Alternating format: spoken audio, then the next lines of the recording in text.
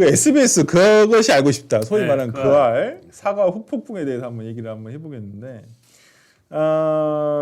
이거 이제 이재명 대통령이 과거 조폭 연루선 방송을 두고 네. 그 방송 제작진, 방송사, 방송 제작진 그리고 그 뭐 PD까지 그리고 출연자까지 어떤 언급을 하시면서 이 사과를 받아야 되겠다. 사과를 했으면 좋겠다. 뭐 이런 식으로 얘기를 하셨고 결국에는 해당 방송사와 제작진이 전부 다 사과를 했습니다.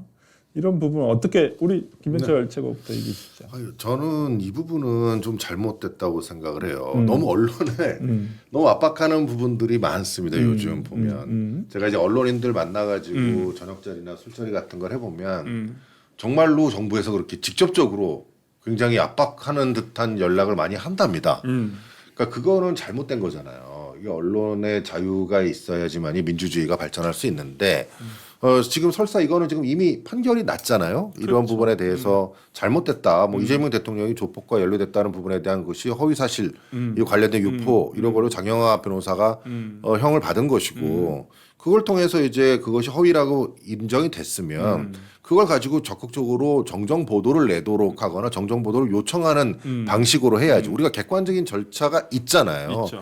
근데 그 절차를 벗어나서 하는 것들은 다 권한 남용이 되는 겁니다.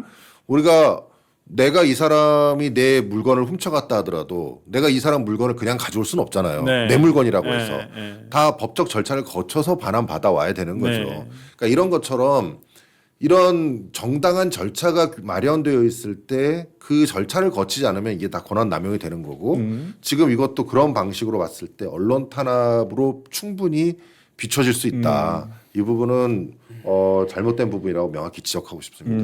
저는 직권남용이라고 봐요. 언론사에 기했으니까. 이거는 네.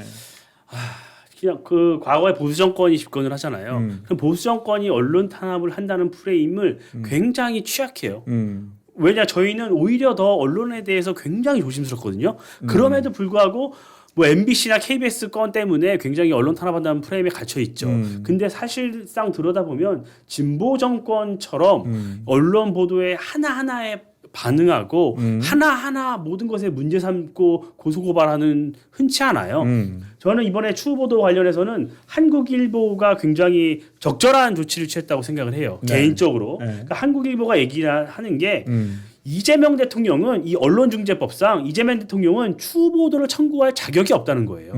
자격이 없다는 거예요. 왜냐하면 이 사건 자체가 장영하 변호사가 유죄를 받은 거잖아요. 네. 그렇기 때문에 이재명 대통령이 유죄를 받거나 무죄 받은 게 아니라는 거예요. 그렇기 때문에 자격이 없다는 거예요. 한국일보는 그 점을 지적을 했어요. 그래서 언론중재법 17조를 보면 언론에서 범죄 혐의가 있거나 형사상 조치를 받았다는 내용을 보도한 경우 형사 절차가 최종 무죄 판결이 났을 때 판결 사실을 게재하도록 하는 것이 추후 보도 청구권이다. 근데 이재명 대통령이 혐의를 받다가 무죄 판결을 받은 것이 아니라 이 대통령을 비판하던 측이 유죄 판결을 받은 것이기 때문에 이 대통령은 추후 보도 청구권이 없다는 것이에요. 그러니까 이런 뭐 법 해석이야 뭐 다를 수는 있겠지만 한국일보의 지적이 맞다면 이재명 대통령은 어떤 관여는 되어 있지만 직접적인 보도를 추후 보도를 청구할 수 있는 권한이 없는 자가 권력의 정점에서 언론에게 요구를 한 것이에요. 근데 많은 언론은 여러 가지 이해관계가 있으니까 여기에 응했던 것이죠. 저는 이거 굉장히 부적절하다고 보고 제가 지난주에도 말씀드렸지만 이 내용 그러니까 장영하 변호사라는 분이 그 제보자라는 사람이 굉장히 잘못된 사실을 갖다가 이거를 얘기를 했다가 허위 사실이 된 거잖아요. 뭐 20억을 받았다 뭐 이런 얘기를 했다가 그런데 과거에 여러 증언이 나왔고 어제도 여기서 많이 다뤘잖아요. 그러니까 이재명 대통령이 과거에 그 일부 그런 조직폭력 단체에 있는 소속원들과 가까웠다는 여러 정황 증거들은 이미 보도된 사실이 많아요. 근데 이걸 보도했다고 그것까지 모두 부정할 수가 있는 것인가요? 그래서 저는 이 부분에 대해서 굉장히 언론 탄압이 그러니까 그것이 알고 싶다 해서 보도한 내용과 그러니까 방송 내용과 그다음에 대통령이 얘기한 그 장영하 변호사 건은 별개라고 알고 있어요. 그 내용이 다르다. 근데 이제 아마 그 이재명 대통령 입장에서는 그냥 자기가 거기에 연루돼 있다는 그 자체가 조금 뭐 모욕스러웠다 생각을 하고 아마 한 부분이라고 생각을 하는데 조금 저 개인적으로도 대통령이 굳이 그런 과한 그래도 대통령 공인이시잖아요. 정치인한테는 뭐 온갖 뭐 이런 거 의혹 연루 이런 거 너무 많은데 이거 하나하나 다 이런 식으로 하면 그러면 공직 될까? 후보자 검증을 언론이 하면 안 되는 겁니까? 그러니까. 공직 후보자 검증해야 되죠. 네. 이런 것들이 문제가 아니라 네. 그 알을 다시 보면 굉장히 나름의 노력을 많이 했습니다. 언론의 사명에 충실했다고 저는 평가를 해요. 근데 그러면 정당에서 양산하는 가짜 뉴스에 대해서는 왜 침묵하냐는 거예요. 조희대 대법원장 사인 회동설 대법원을 흔들었잖아요. 대한민국 법치의 근간을 흔들었단 말이에요. 네. 그런 정당이 생산하는 가짜 뉴스에 대해서는 왜 눈을 감죠? 그러면 그거 보도했던 거 다 조희대 대법원장이 추후 보도해달라고 요구해야 되는 건가요? 그러니까 굉장히 형평성에 맞지 않는 언론 탄압을 하고 있는 것이에요. 지금 정부 여당 특히 민주당의 가장 큰 문제점은 대한민국의 통제 기능을 상실시킨다는 거예요. 네. 어떤 권력이 있을 때 그 권력을 견제할 수 있는 장치들을 하나씩 다 쳐내고 있지 않습니까? 네. 검찰, 이제 사법부, 언론 여기들을 약화시켜서 결국은 최대의 권력은 정치 권력이 되고 말았어요. 네. 그 정치 권력을 통제할 수 있는 장치가 지금 점점 사라지고 있고 이 지금 현재 그 아래 문제도 마찬가지입니다. 이거의 문제점도. 민주당에서 지금까지 한 걸 잘 보세요. 민주당의 국정감사 기간에 보면 사기꾼들을 데려다 놓고 거기에 있는 말도 안 되는 내용들을 증언하게 한 다음에 그 사람들을 영웅 취급합니다. 그리고 국민들을 속여요. 이런 말도 안 되는 일을 벌이면서도 본인들은 전혀 부끄러워하지 않습니다. 그래 놓고 나서 이제 와서 또 여기에 SBS 지금 이거 얘기하는 것도 아까 말씀하신 것처럼 그 판례하고 이거하고 또 관련도 없어요. 그리고 정당한 절차가 있다니까요. 그 정당한 절차를 거쳐서 받으면 되는 것이고 언론중재위원회에서 어떻게 할지 결정이 될 거 아닙니까? 그런데 이런 식으로 하게 된다는 건 결국은 이제 앞으로 다른 언론들도 무서워서 이러는 거예요. 무서워서 그런다는 것은 결국은 국가의 기능이 제대로 발휘되지 못한다는 것을 뜻합니다. 누군가가 뭘 하고 싶을 때 무서워서 못하는 거잖아요. 아, 이거 옳은 말 하고 싶지만 말 못하고 그렇죠. 이거 당신 잘못했어라고 하고 싶어도 말을 못하는 거예요. 그러니까 이렇게 되면은 결국은 국가의 질서, 그 다음에 통치 질서의 민주주의의 가치 이런 것들이 점점 약화되기 때문에 결국 우리 국민들에게 피해가 될 수밖에 없다. 이렇게 말씀드립니다. 그러니까 또 이거 관련해 가지고 이제 뭐 전환기 씨에 대한 뭐 가짜 뉴스를 뭐 대통령이 지적을 했어요. 이제 또 전환기 씨는 김어준을 또 물고 늘어지고 있는데 서로 막 그러죠. 그러니까요. 뭐 저는 김어준 씨도 처벌받아야 책임을 져야 된다고는 생각을 해요. 개인적으로는 뭐 똑같은 기준을 거기다 안 되는지 모르겠고 대통령이 또 본인과 연관된 얘기인데 김어준 씨 방송에서 네. 공소 취소 거래설은 왜 거기에 대해서는 그렇게 분노를 별로 안 하시는지는 조금 이해가 안 된다라는 생각이 좀 듭니다만은 하여튼 뭐 그런 부분이 있고 어저께 정청래 대표가 또 그 노무현 대통령 어떤 봉화마을 봉화마을 가셔가지고 또 SBS에 대해서 또 그 강하게 얘기를 하셨어요. 아니 SBS 이러다가 윤정부의 MBC 같이 되는 건 아닌가? 아니 저는 좀 납득이 잘 안 되더라고요. 네. 그러니까 결국에는 이렇게 대통령이 한마디를 했기 때문에 뭐 본인들이 원했던 소비 언론 개혁이라 그래서 여러 이미 처리한 법안도 있지만 또 뭔가를 할 거예요. 결국엔 재강을 물리는 것이죠. 말씀해 주셨듯이 정치를 권력 입법부를 견제할 수 있는 견제 장치들을 하나둘씩 제어를 하고 있단 말이에요. 결국에 언론도 입틀막을 하고 있는 것이에요. 이렇게 되면 언론이 자기 검열을 할 수밖에 없잖아요. 여러 의혹 제기에 대해서도 무뎌질 수밖에 없고 그런 것들을 원하는 것이죠. 선거를 앞두고. 저는 굉장히 좀 문제가 있다고 봅니다. 아니 근데 정청래 대표가 또 이런 얘기도 했단 말이에요. 우리 후반기 상임위 다 먹을 것이다. 100% 다 민주당이 맞는다. 상임위 독식을 공식화했는데 이러한 배경에 이재명 대통령이 국회가 너무 느려서 일을 할 수가 없다. 특히나 뭐 그런 말도 하셨어요. 정무위인가요? 정무위 위원장이 야당이면 이거 뭐 처리가 이렇게 늦게 되는 것이냐 이런 말씀하신 적이 있어서 그러기도 한데 이게 그러면 정청래 대표가 얘기를 하듯이 진짜로 후반기 상임위를 100% 다 독식을 할까요? 어떨까요? 진짜로 그럴 것 같아요. 진짜로? 네. 이제는 여기에 대한 그럴 거부감이 없어. 이제는 이제 사람들이 그러려니 해버린다는 게 너무 왜냐하면 실제로 그렇게 하려고 했던 거를 계속 지켜봐 왔고 또 실제로 그렇게 독식을 하려고 그 법사위원장 가지고도 엄청 싸우고 그랬잖아요. 그리고 이분들은 지금 브레이크가 없어요. 결국은 전복될 때까지 기다릴 수밖에 없습니다. 그래서 여기에 섣불리 브레이크를 대면 그 브레이크 뭐 다 작살 나니까 지금 결국은 이 속도를 감당하지 못하게 될 것이고 저는 계속 내년에 이재명 정권이 몰락한다고 제가 계속 얘기하고 다니거든요. 그때 3년, 보안 수사건 3년은 때문에. 길다. 네, 네. 아니 내년에 지금 정말로 저는 특히 사법 시스템이 붕괴되기 시작하는 그 부분으로 인해서 네. 이재명 정권의 붕괴가 시작될 것이고 네. 이것에 대한 민낯이 밝혀지기 시작할 겁니다. 아 이들이 지금 본인들이 모든 권력을 장악하는 그 장악 프로그램을 가동을 해가지고 국민들의 눈을 가리고 그리고 멀쩡하게 오랜 기간 동안 수백 년 수천 년을 이어온 가치들을 모두 지금 붕괴시키고 있어요. 그러니까 이거를 지금 인식을 못 하고 계십니다. 코스피가 오르고 주가가 오르고 경제가 잘 돌아가는 것처럼 보이기 때문에 그렇지만 이게 주가가 폭락하는 시점이 또 다가옵니다. 그리고 그 경제가 이재명 정권이 얘기했던 것과 다른 방향으로 간다는 게 드러날 시점이 올해 하반기부터예요. 그 하반기 되면서 점점 아닌데? 라는 걸 알게 되고 그 다음번에 이제 사법 시스템 붕괴되고 망가진 거 알게 되고 결국 수많은 사람들이 피해를 본다는 걸 인식하게 되는 순간 저는 붕괴된다고 봅니다. 그러니까요. 저는 그 생각을 해요. 민주당이 만든 칼로 민주당이 찔릴 거라고 확신해요. 저는 그 예를 들어볼게요. 지금 정원호 구청장 있잖아요. 서울시장 후보 굉장히 비판을 받고 있어요. 당내 경선에서. 근데 박주민 의원이 정원호 후보를 공격을 하잖아요. 근데 그 공격의 어떤 행태가 민주당이 국민의힘을 공격했던 방식을 그대로 하고 있잖아요. 도이치모터스. 박근혜 김건희 여사가 결국 1심에서 무죄가 났죠. 윤석열 전 대통령이랑 결혼도 하기 전 일로 민주당이 몇 년 동안 이 문제를 걸고 넘어졌잖아요.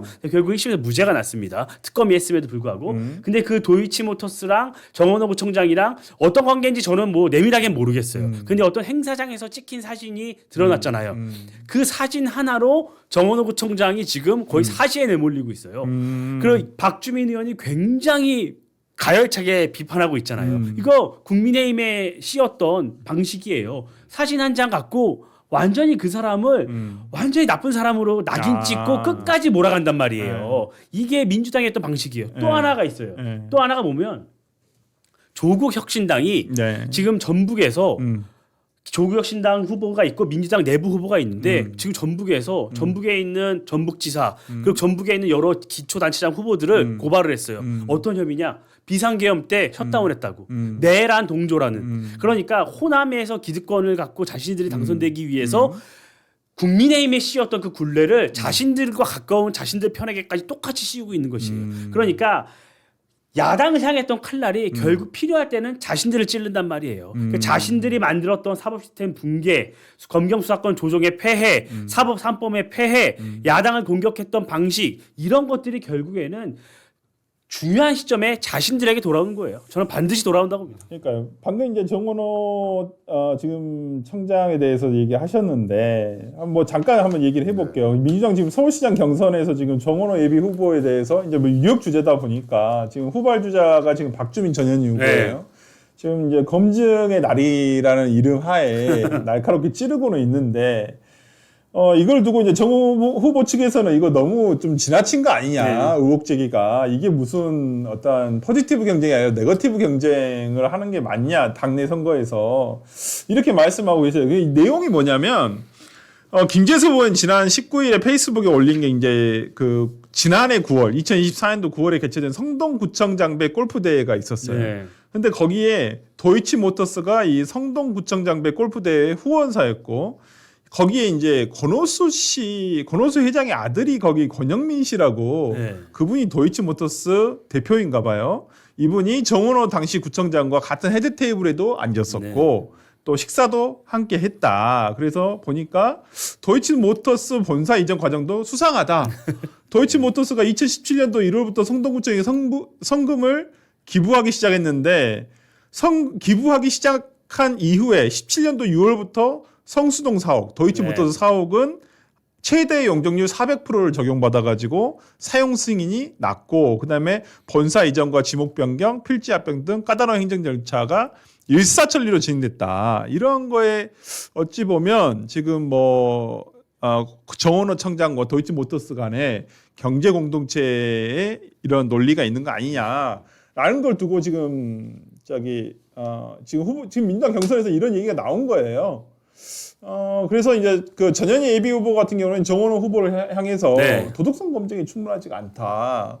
이제 공개 비판을 하면서 이제 이 추가 폭로라든지 이런 부분이 나올 것이다라고 얘기를 하고 있는데 우리 같은 또 서울시장 후보로 뛸 수도 있는 분들인데 어떻게 보시나요?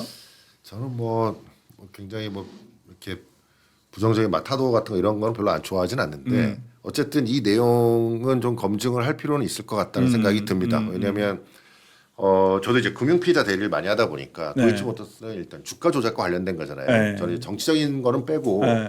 김건희 여사가 관련됐든 안 됐든 김건희 여사가 공모자가 됐든 안 됐든 저는 그건 관심이 없고요. 어쨌든 도이치모터스가 주가 조작을 한 거는 사실이에요. 그렇죠. 그리고 거기에 권오수 회장부터 시작해서 그렇죠. 주포들이 관여해서 했고요. 유죄 판결 받았죠. 그러면 그 주가가 움직일 때의 주가 조작 세력들을 때문에 많은 개미들이 피해를 입었을 거랍니다. 그렇죠. 그리고 그 돈의 수익을 얻은 사람은 권오수 회장일 거고요. 그리고 그 권오수 회장의 아들이 결국은 도이치모터스를 운영하면서 거기에 기부금을 낸 거지 않습니까? 이렇게 되면 범죄 수익을 나눈 거랑 다름이 없어요. 아하. 자칫 잘못하면 네. 그러면 만약에 예를 들어 도이치모터스가 그런 문제가 있는지를 몰랐다라 그러면 성동구청장이었던 정원호 후보의 문제가 없겠죠. 모를 수 있습니다. 왜냐하면은 도이치모터스 그냥 회사인데 여기가 주가 조작범이 있다고 해서 회사가 주가 조작을 한 건 아니잖아요. 네. 그러니까 회사 자체에 대해서 문제 삼는 거는 적절치 않지만 근데 어쨌든 지금 이 당시에 뭐 사진 찍히고 당시에 그 시점을 보게 되면 거의 2024년도도 있어요. 그렇죠. 네, 그렇게 되면은 이미 언론에 계속 문제가 됐고 도이치모터스 주가 조작 문제가 됐고 이미 다 인식을 하고 있잖아요. 특히 또 민주당 분이시고 그러니까. 그걸 민주당에서 얼마나 그걸 가지고 지금 특검을 하니 많이 가지고 그렇죠. 거의 국정을 그걸로 마비시킬 정도로 해왔는데 네. 그 상태에서 이거를 같이 테이블에 앉아가지고 그걸 한다. 그리고 기부금을 받는다.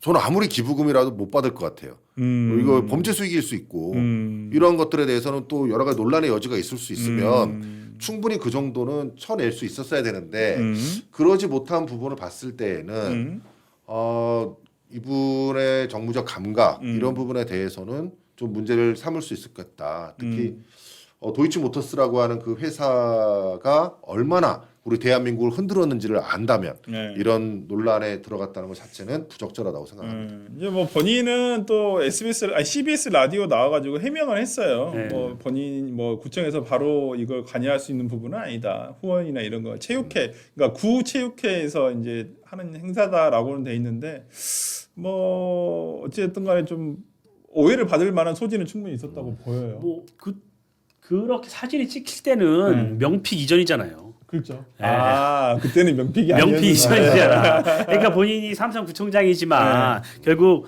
이 정원호 구청장이 그 당시에 서울시장 후보가 될 거라 네. 나설 거라고 상상하는 네. 사람은 없었잖아요. 본인이 결국 이재명 대통령이 픽하기 전까지만 해도 지지율이 그렇게 높지도 않았었고. 근데 저는 만약에 본인이 그럴 수는 있어요. 삼선을 하고 그 다음에 정치행보를 할 거였으면 그 성동에서 국회의원 출마를 할 수도 있잖아요. 그러면 이게 논란이 되면 축사하는 사진이 있거든요. 네. 축사하는 사진이 있으면 그 뒤 백에 후원한 협찬사들 사명이 쫙 적혀 있잖아요. 맞아요. 도이치모터스가 굉장히 크게 적혀 있어요. 그렇죠. 김재섭 의원의 사진을 보면 네. 거기서 축사를 안 했겠죠. 그래야 좀 그런 어떤 정부적 감각을 발휘했어야 되는데 본인이 그때는 아무리 생각을 못했어도 그런 감각이 없었던 것 아니냐라는 지적은 비판받을 수 있죠.